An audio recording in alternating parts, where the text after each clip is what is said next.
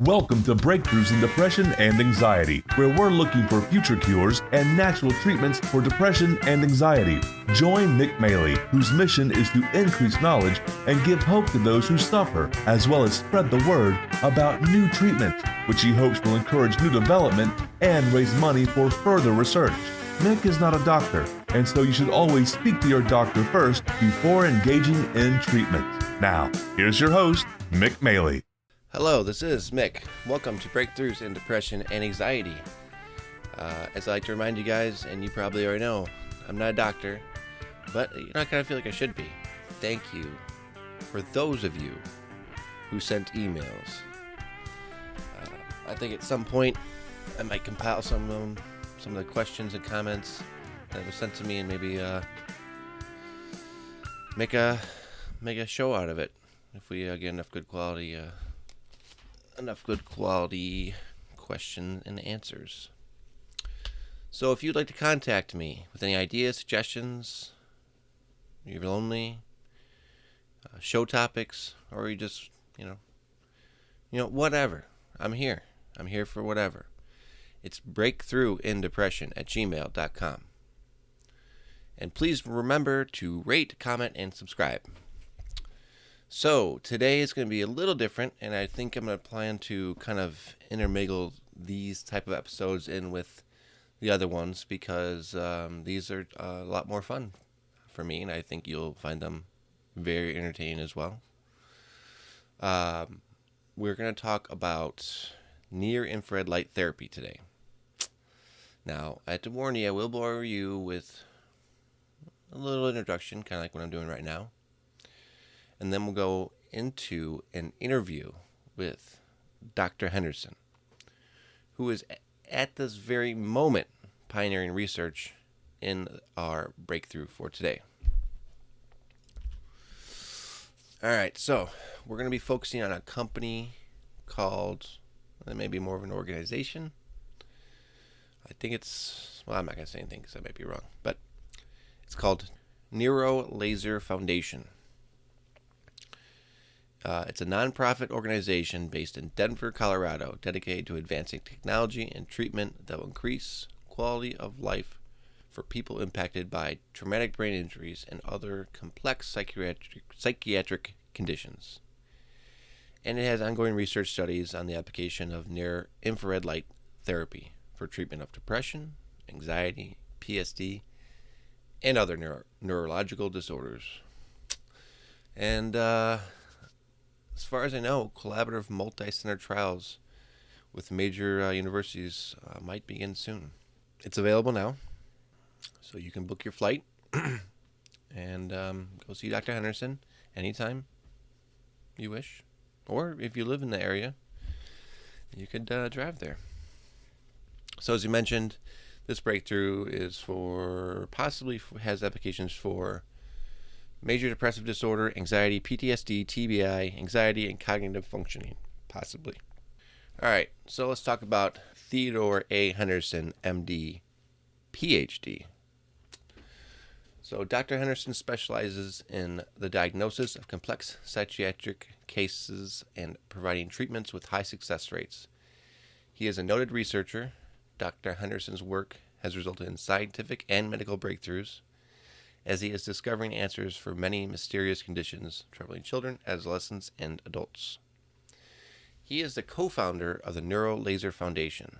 So, Dr. Henderson brings a unique blend of expertise in psychopharmacology, neurobiology, and an understanding of the human biology when it relates to psychiatry. Since 1991, Dr. Henderson's work spans psychiatry, medicine, and nuclear medicine, with more than 25 published articles, 35 invited presentations, and more than 10 clinical studies. And he has also authored contributions to 4 books. Dr. Henderson also serves as a guest editor for several respected journals, including PLOS One, Journal of the American Medical Association, Journal of Nuclear Medicine, and Journal of Neuropsychiatry, and Clinical Neurosciences. Plus for let's say the short amount of time I've known him. He seems to be just an all-around nice guy. So without further accolades, we will proceed to the interview with Dr. Henderson. So I can say that I've read quite a bit about your work and what you're doing, and it really does give people like me a lot of hope that someone like yourself is out there working to make our lives better. I know we talked about something you're working on, and I read something that you say happens every day in your office, at least once. And this is a quote. It says that, "I've tried every medication known to man, and nothing works for my depression." That's what patients have sometimes often said to you. And I can relate to that quite a bit. But there's a new treatment that you are working on now. Can you explain what that treatment is? Sure, Mick, and thanks for having me participate in a podcast with you. I really appreciate the opportunity to get the word out there, so to speak. Actually, probably, to be honest, I'm working on a couple of different ways of approaching depression. And I really see depression as being different from what, these committees that make up the DSM 4, 5, 12, 26 have to say. I really approach it from the standpoint of this is a biological process and a biological organ called the brain. So it's best if we look at it biologically. So in particular, one of the most, I think, intriguing treatments that we're developing is using light as a way of treating depression and of healing injury to the brain.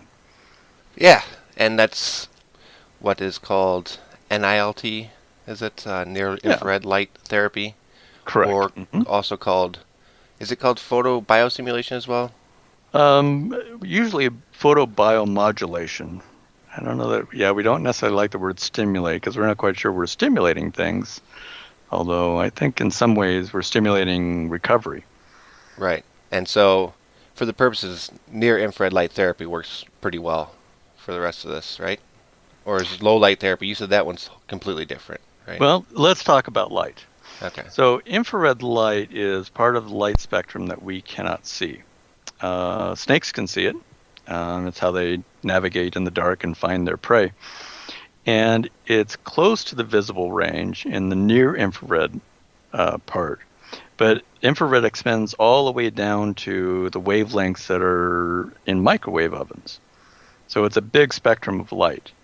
Now, what we really care about for biological purposes is about 600 to 1500 nanometer wavelengths. This is the wavelengths that has positive biological effects.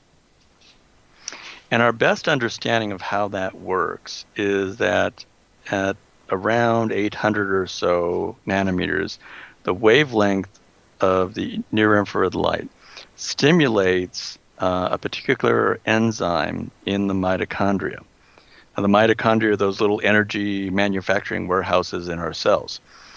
And neurons are packed with mitochondria because neurons consume a lot of energy. And so they have to make a lot of energy.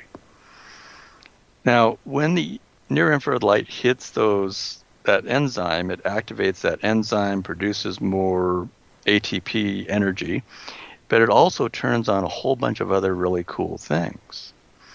It changes the balance of reactive oxygen species and reactive nitrogen species. In other words, these are oxygen thingies and nitrogen thingies that do things in the cell. And this results in the activation of over 100 genes and the increase in the production of neurotrophic factors. Now, a neurotrophic factor, and neuro is neuron, like a brain cell, and trophic is to feed. So neurotrophic factors are growth factors for neurons. And there's things like nerve growth factor and brain-derived neurotrophic factor and vascular endothelial growth factor. But the one that's really important for the brain is probably brain-derived neurotrophic factor, or BDNF. Yeah, I've heard of that before. Now, this work on infrared light, we didn't just invent this out of the blue. It's not like one day we said, well, let's do something with infrared light. This actually comes on about 30 years of research. And some of this research actually took place in the former Soviet Union. The early stuff it was all in Russian. And then the later stuff, got some of it got translated, and then a key guy in all of this is Dr. Michael Hamblin at Harvard, and he now has his own center, and all they do is study the properties of light and how it affects cells and how it affects experimental animals. Now, his stuff and lots of other people, there's several centers around the country working on this, and in fact a really big center in Australia as well. They've shown that in animals it turns on this growth factor BDNF, and it induces new synapses to form, and it induces stem cells to turn into neurons. So this is brain repair. Brain repair. Now, this is when it starts to get interesting and kind of relates to TBI. Okay. So a lot of the work has been done with low power infrared light using LEDs. Mm-hmm. And LEDs are the little light emitting diodes. They put out about half a watt of energy. Now, that works great if you're working on a mouse, because the skull of a mouse is paper thin, and their brain is all it's about huge 8 brains, millimeters. Right? Yeah, 8 millimeters thick. So if you know any depressed mice, send them to these clinics that are using LED therapy, and they'll probably get happier.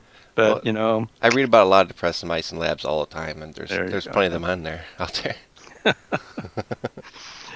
The problem is that the human skin is 2 millimeters or more thick, and these LEDs don't even penetrate human skin. And we've actually shown this in the laboratory. We published this laboratory work where you put an LED on one side that's supposedly therapeutic for treating the brain and this and that and the other thing, and it doesn't even get through 2 millimeters of human skin. Mm-hmm. You could just cut the skin off, though. I mean, well, it's not a big issue. But then you got the skull. And, a lot of the problems of depression aren't just sitting on the surface of the brain. So, right. Mick, if we could get to the brain, we'd still only get a millimeter or so into the brain, and a lot of depression action is actually deep, deep inside the brain. Mm-hmm. So this is why we said we need more power. And the studies of infrared light as a treatment for stroke, these are studies that were trying to get FDA approval. The first two studies were pretty good, and the third study failed. And the reason was they didn't have enough power. So we're now using multi-watt lasers. So we're bringing 8 to 15 watts of energy of infrared light to the game. And I use the word laser, and people start thinking Star Trek and Star Wars, and I'm vaporizing things. But laser just means coherent light. And this is infrared light that's coherent, therefore it travels, it's all kind of lockstep together. This is great why you're on here, because you talk very succinctly about a lot of the terms that I always feel like such an idiot talking about, because it's quite obvious that I don't really know what I'm talking about these things. I like to do the research, but when it gets to the technical parts of the mechanisms and how it actually works, it's always usually pretty tough for me to translate that and sound like I know what I'm talking about. I noticed that your research, a lot of it has to do with traumatic brain injuries. Correct. And is this usually only used for procedures like TBI with depression, or is it found to work with other types of depression as well? Well, this is where we started. We started with working on traumatic brain injury. I come to this from the neuroimaging side. So I was, doing brain scans, reading brain scans on patients, and I kept seeing, injury after injury after injury after injury. And I'm published pretty extensively in the area of neuroimaging in TBI. And then I was approached by my colleague in all of this, Dr. Larry Maurice. And Dr. Maurice has years of experience working with infrared light, using it to treat backs, and he's published in that, and using it to treat carpal tunnel. You don't have to go get surgery for your carpal tunnel syndrome. This works pretty darn well. And a variety of other applications. And Dr. Maurice kind of approached me about collaborating on this project.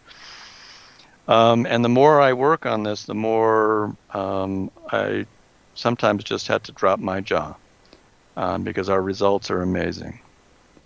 Patients who are incapacitated by their brain injury, they can't work, they can't sleep, they're irritable, they're fighting with their spouses, they're in danger of divorce. One of our patients was in danger of losing their kids. And after treatment, they got their lives back. They could think clearly. They could sleep well. Their emotions were under control. They weren't anxious anymore. They weren't depressed anymore. They could get back to work and get back to their life and get their kids back. So it's been dramatic. Yeah, those are some. What I've read from it, I've been following this type of procedure for quite some time. I've referenced your name quite a bit. I think there's an Paulo, or Paulo Cosano? Yes, he's another big one. I know Mm-hmm. I think you've published papers with him before. A couple of papers, yeah. Okay, so I've read those, and I quickly forget them. Having depression and being on SSRIs, I don't know, it wipes out your memory pretty bad. Mm-hmm. Yeah, Mm-hmm. at least I always had a bad memory, but. Mm-hmm. Have you found any evidence that this treatment works for anxiety at all? Well, we haven't looked at anxiety all by itself. That's that's a game plan that's on the agenda. But just if you look at anxiety in the context of people who have TBI, they've gotten much better. So it's an open question at this point. All right, fair enough. So, I'm always constantly thinking about doing different things. I know there's different treatments around. Unfortunately, none of them are here where I live. But, I mean, I've thought, I'm going to book a flight out to Colorado and get some treatment from, Dr. Henderson. Mm-hmm. Are you currently offering this therapy as a treatment right now? Absolutely, yes. So Dr. Maurice and I are currently treating patients with the transcranial multi-watt NILT. Most often this is for TBI, but there are, of course, many who have depression along with their TBI. We have a GoFundMe site, which is GoFundMe.com. It's Say Goodbye TBI. Right. And this is a site for people to donate money to help veterans and first responders get treatment. Now, right now, we've got a first responder. She was a police officer in Colorado Springs, and she's getting treatment specifically for depression. Stay tuned. And I will tell you one other thing. We have a paper in review where I just looked at the depression data. And it's about 20 patients.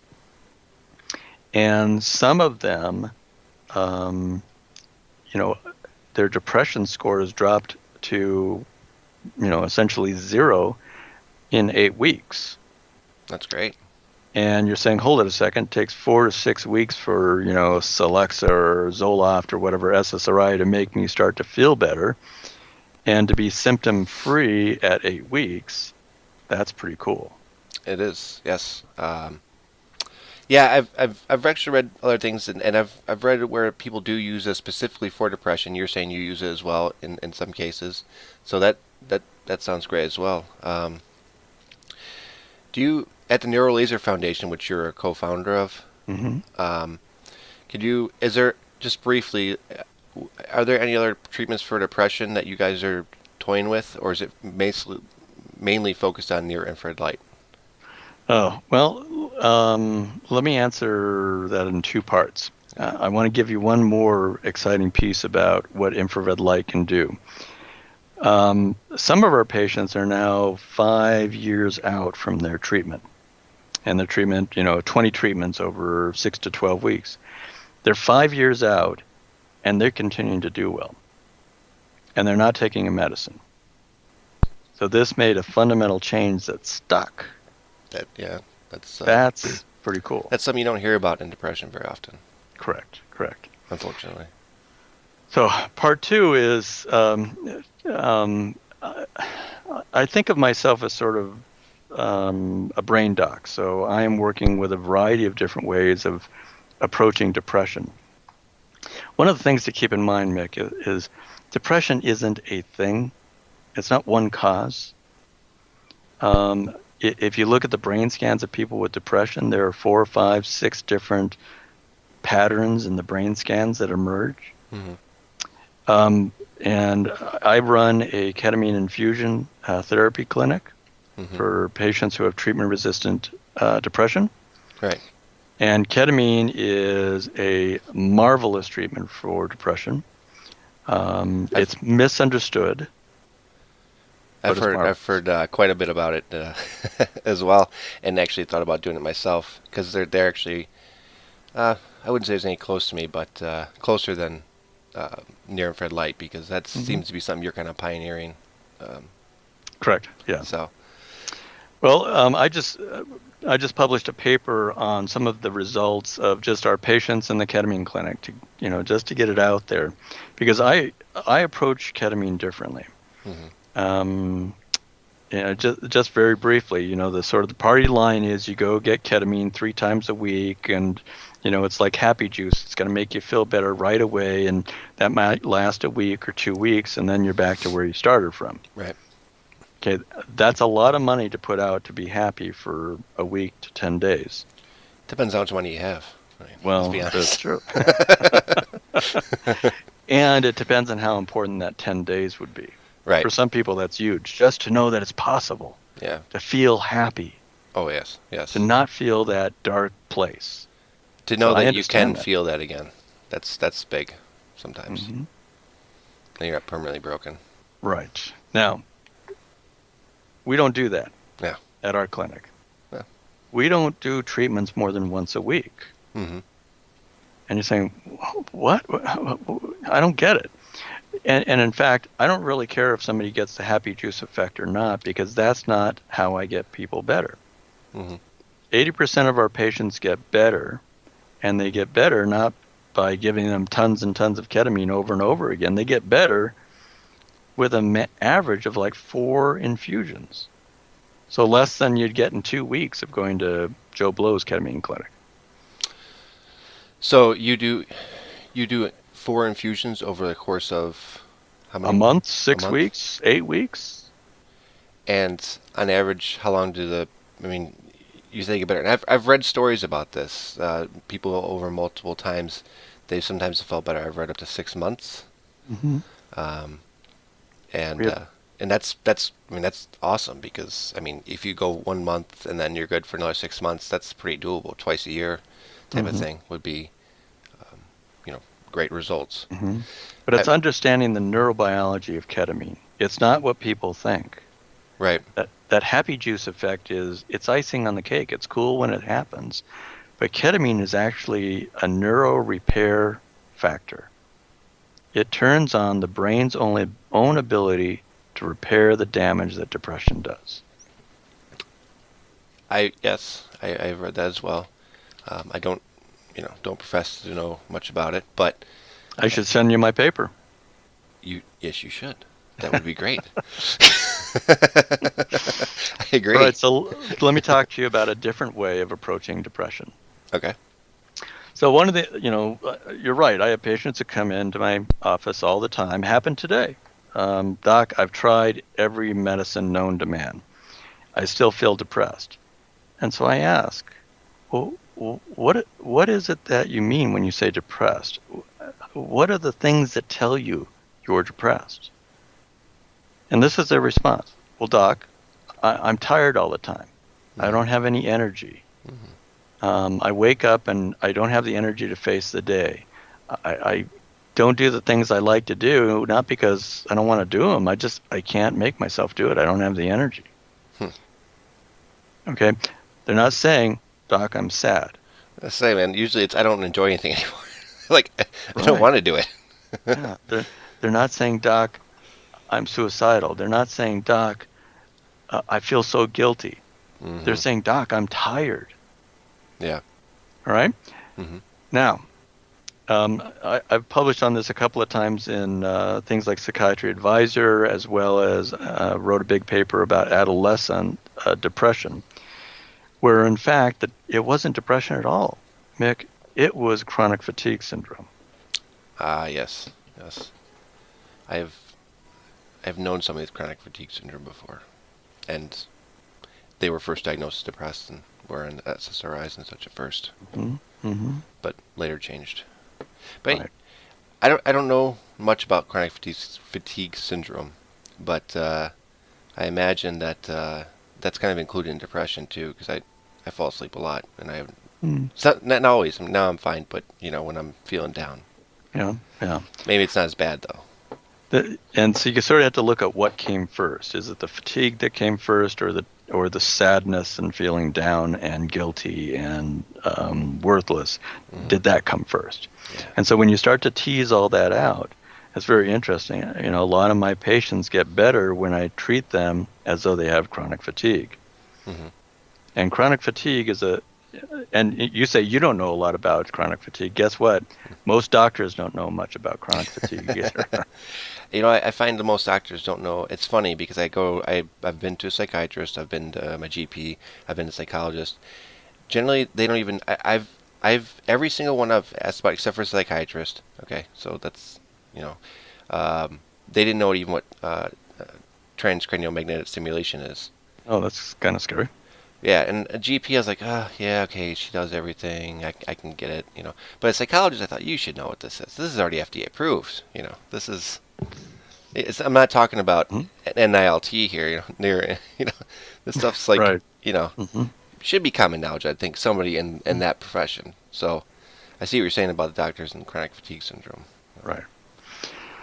Now, there was a recent, the Institute of Medicine is sort of this think tank, and the federal government basically says, we want you to work on X. And they said to the Institute of Medicine, we want you to work on how do we diagnose chronic fatigue syndrome, and what are the actual numbers. And so they gathered together a bunch of experts on chronic fatigue, and then professionals who weren't experts, and lay people, just general public, some of whom had chronic fatigue, some of whom had family with chronic fatigue, and then just regular folks. And they looked at this problem. And after about 2 years, they published a 470 odd page document, which I've read. And here's the punchline. There are 4 things. Number 1, we do a really lousy job diagnosing chronic fatigue. Number 2, there's a whole lot more people sick with chronic fatigue than we think there are. Number 3, it's not a psychiatric diagnosis. And number 4, it's most likely caused by viruses. I can't believe it wouldn't be a psychiatric diagnosis, to be honest. But I'm Well, a layperson. yeah. But I think if you look at the DSM system it's not really based in biology. It's based in committees. Yeah, Yeah. that drives me nuts. These things, the questions they ask. Oh, now you have depression. Like, come on, really? You can tell me? I don't know. That does get me a bit.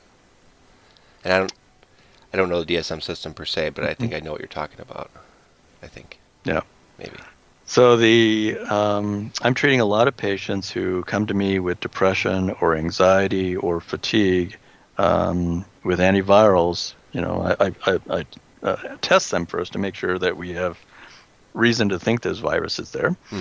and then and they're getting better. I had 2 patients on the schedule today. One who is still shaking her head, saying, I can't believe after all these years, all I had to do was take this antiviral. That yeah. But I'm sure she was about the happiest woman alive that day, probably for That's a a while. great thing, isn't it? Yeah, I've been looking for that.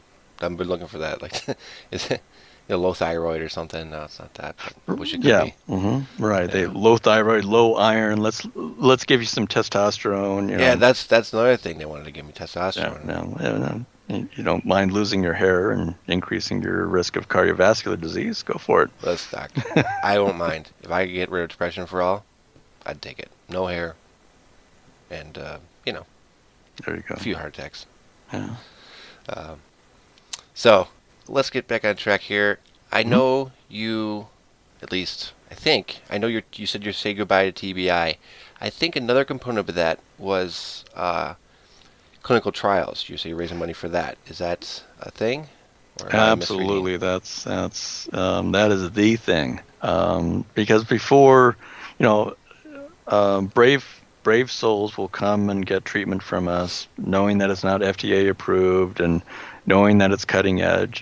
Just as brave souls come and get ketamine from ketamine clinics all over, or brave souls will do 40 hyperbaric dives in the hopes of improving their anxiety or their depression or their brain injury. So clinical trials really help modern medicine to accept that something's real. Yes. Yeah. So we're working on raising the money for that. And here's the thing, Mick, we actually looked at doing this study with Harvard. I'm not picking on Harvard, but it would be true with any institution. And the numbers came out something like this. Well, the study is going to, we're going to look at 50 patients. The study is going to cost, there's actually 60 patients. The study is going to cost almost $3 million. Oh, Jesus. Now, the 40 patients that the Neural Laser Foundation would do the study with, that's going to cost about $680,000. The 20 patients that the other university in Boston, which will remain nameless, would cost about $2.2 million for half the patients. I mean, I don't want to get too off topic, but I never understood that either. Like, how does it cost so much? I always wondered that. I've never done a clinical trial. I've always been very tempted. Usually, when I'm so depressed, I'm just too upset to even look up clinical trials, so that's always a problem. So I was trying to get some in my pocket. So like I have a list of ones. Okay, if you get feeling really bad, you can call that one. But I always wonder, why does it take so long and why does it cost so much? It's like 40 people, I don't know if it's the recruiting or if it's the time involved, a doctor's time, or what it is. There's one word, my friend, overhead. Oh yeah. Somebody's got to pay for the provost and the university president and the football team and all the other things, that they hide under lights. Wait, what does the football team have to do with depression? It doesn't, but that's where they fund. Well, except for stuff, maybe right? TBIs, maybe that does a little bit. But they fund all this stuff through the overhead through research money. So just so you know, that's encouraging. So we have a study of proposal of 60 patients for $680,000. We just need some angel investors or angel donors to come in and help fund that study, and we'll be able to definitively show that if we use multi-watt near-infrared light on a patient with TBI, that they will get better than the patient who gets a sham treatment, a sham laser treatment. And put them side by side and do neuropsych testing before and SPECT scans before, neuropsych testing and SPECT scans afterwards. It'll be clear as a bell. Yeah, SPECT scans. I think I read a book. I think it was Dr. Amen. He does a lot Daniel of those. Amen. Is He's a good guy. Amen?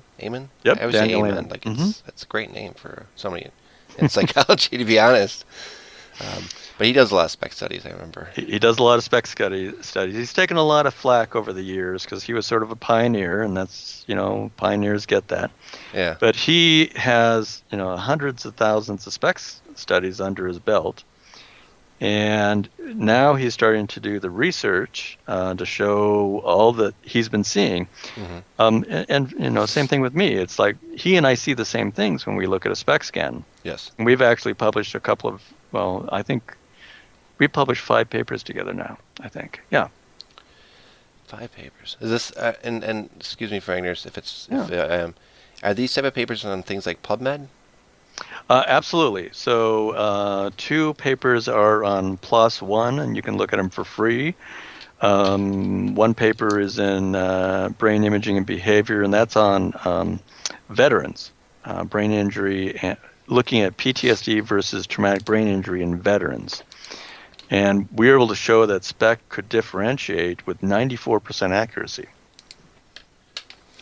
Yes, and that's one thing I loved. That's why I read his book. I noticed that this was one of his first books, and I'm not a huge SSRI fan guy, but I love the idea that he was doing specs and he's actually looking at their brain. I was like, this is what you need to do, because, taking a multiple choice test to me is just like, I don't know, it just seems like we should be farther along than that. So actually looking at their brain and saying like, yeah, there's something going on with your brain. And I know, the downside for me was that, usually in this point he was like, it's like, oh, well, you could use this drug or this drug. But I did love the spec testing, and I thought that was, you say pioneering. Absolutely, yeah. And he's not alone. I mean, I meant actually the president of the International Society of Applied Neuroimaging, and that's people in the U.S., Canada, Australia, other places, and there's a lot of us working on this field. I got a lot of people to look up now. I thought I'd scratch. I'm scratching the surface here, I guess, huh? Yeah, there's some deep parts to all of this. Yeah. Oh. Yeah. But here's the bottom line, Mick, and I think this is true for you, and it's probably true for your listeners, is that we had to think about depression as a biological process. Yes. And it can be caused by injury to the brain. It can be caused by infection of the brain. It can be caused by a variety of things. Rather than, depression is a weakness, you just had to pull yourself up by the bootstraps. Yes. That's nonsense. This depression is a real biological illness. Yeah. Yeah, I wish more people thought that way. Yeah, it's kind of the thing that you go through. It's like I kind of wish I had something more like MS or something. Like, well, then people would think, oh, that's a real disease. Okay. Well, I was actually reading a scan and doing a Skype interview with a patient who has MS, and she's struggling because her family doesn't believe that she really has MS. Really? Yeah. So it's the same. Okay, maybe the same thing there. Maybe I'm just not seeing it, 'cause I guess I look at MS and I think, oh man, that's. If you got something obvious, right? Yeah, we got MS. But unfortunately, even that doesn't work. I mean, I think some people don't want to accept the fact that some of these things are illnesses. Yeah. So, Mick, remember how, I have no idea how old you are, but 20 odd years ago, the party line was, oh, if you have an ulcer, well, it's because you're drinking too much and smoking too much, and and you're a type A personality. And now we know that that's caused by a bacteria. So all the years that we were labeling ulcers as a behavior problem, you're smoking, you're drinking, you're eating spicy food, and you're a type A personality, you need to chill out and drink milk, and no, you have a bacteria. Isn't that amazing?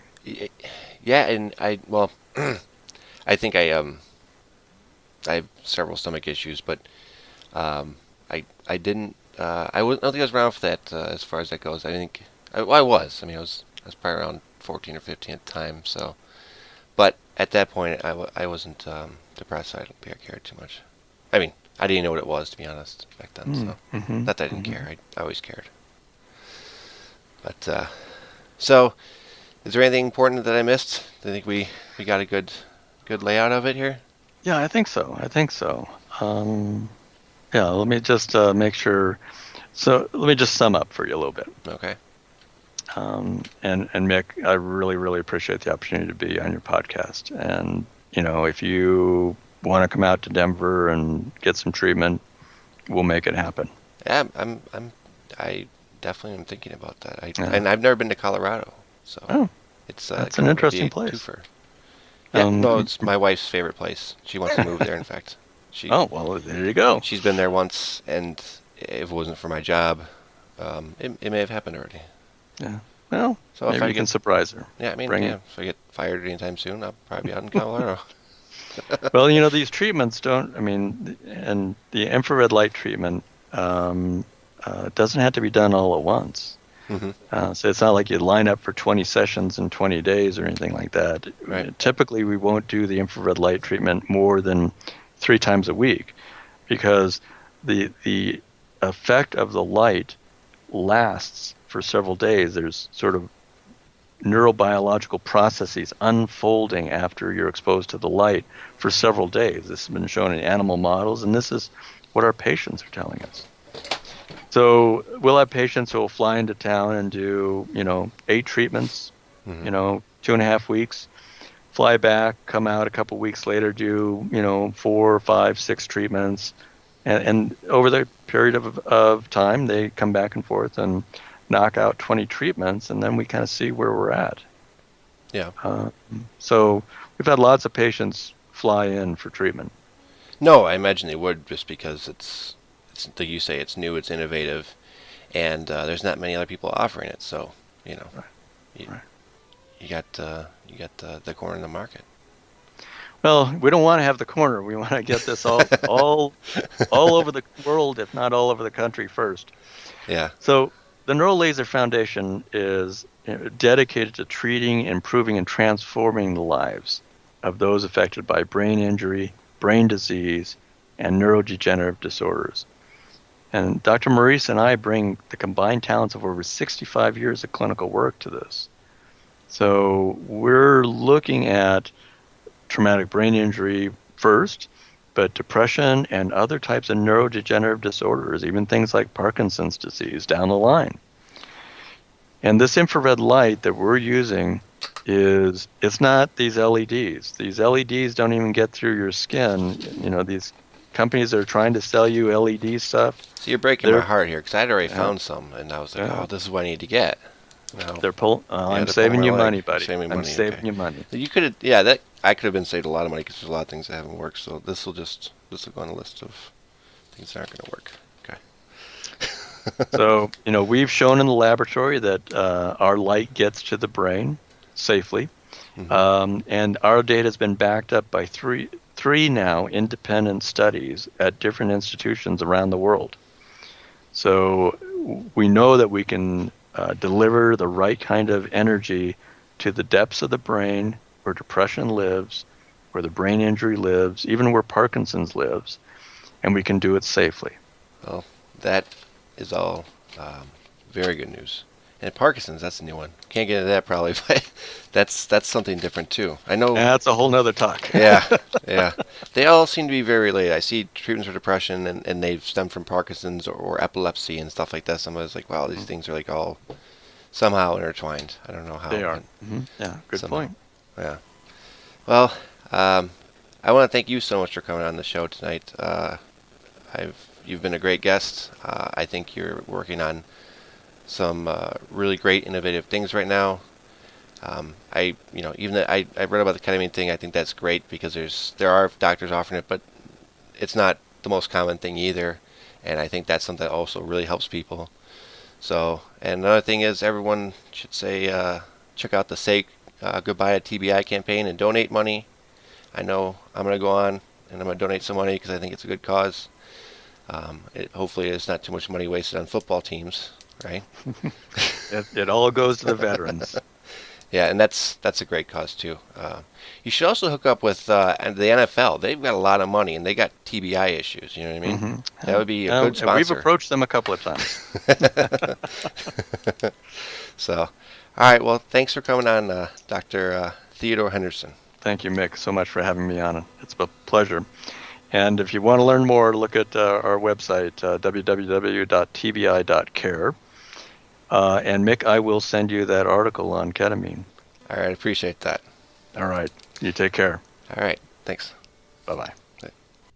All right, so was that great, guys? I loved it. It was a fun interview. He had a lot to say, and he was very knowledgeable, something that I cannot claim. So I'm glad that he joined me on the show. Thank you again, Dr. Henderson, if you can hear me. Does this give anyone hope out there? I think it's great to have another treatment option for those people in which standard treatment just does not work. Also, NILT is in its infancy, so now there's definitely going to be improvements. So what's long-term success? I don't know, and I don't believe anyone else does either. But this is a new treatment that is worth checking out or trying. So that's all for this breakthrough, guys. I will give you any updates on this as they become available, and they become available to me, I guess I should say. If I don't know about them, there's not much I can do. So take care, friends. Again, contact me if you have ideas or suggestions for the show topics, or just want to talk at breakthroughindepression@gmail.com. Please remember to rate, comment, and subscribe. That would help, especially if they're 5 stars, guys. And thanks for listening. Take care.